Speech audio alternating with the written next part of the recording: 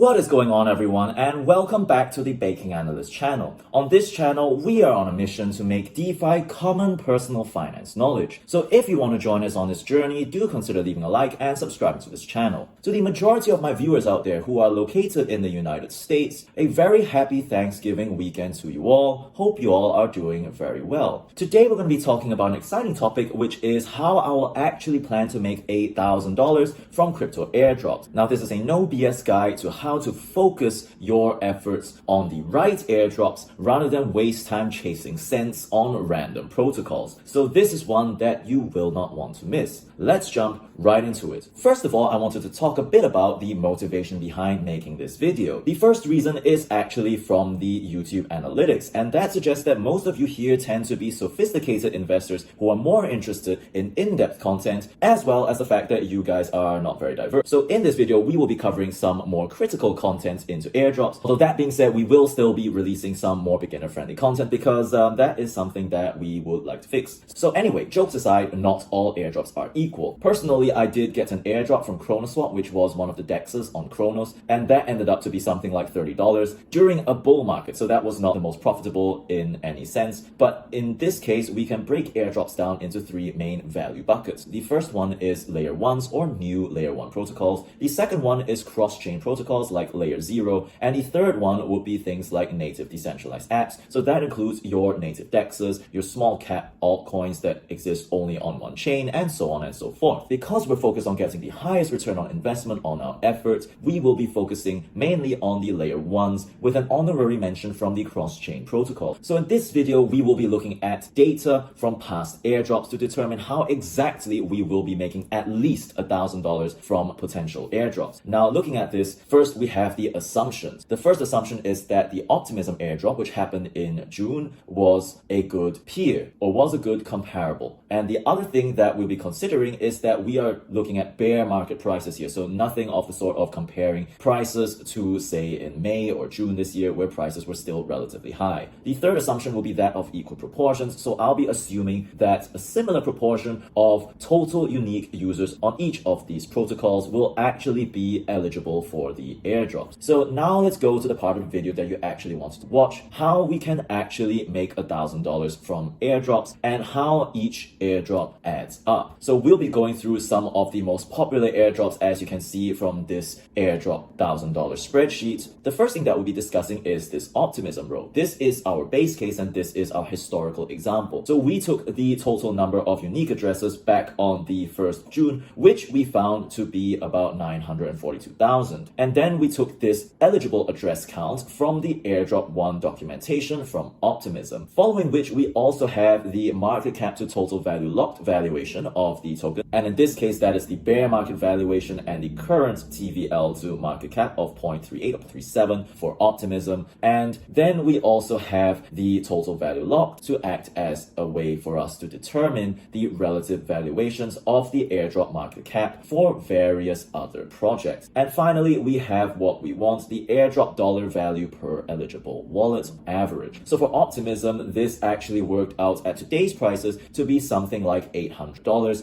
even though there were some variations to how much was distributed to each participant. Now, before we proceed, the reason why I chose 0.38 as a valuation rather than something higher and more similar to peers like Polygon or Avalanche is that all these chains have something in common, which is that they are looking to scale Ethereum. This means that Ethereum is used as the gas token rather than their native token. So that makes valuation more fair because there is one less use case for that particular airdrop token as compared to things like Polygon. So moving over to Arbitrum, we do see that if we go to the Arbitrum unique addresses, there's just been a huge amount of speculation around airdrops, about 1.9, close to 2 million addresses in this chart over here. So that has been placed into the total addresses tab. Now, the estimated eligible addresses was calculated based on taking this divided by this, or the proportion of eligible addresses on Optimism, then applying it to this total number of unique addresses on Arbitrum. Then we also find the total value locked of Arbitrum to be around $940 million,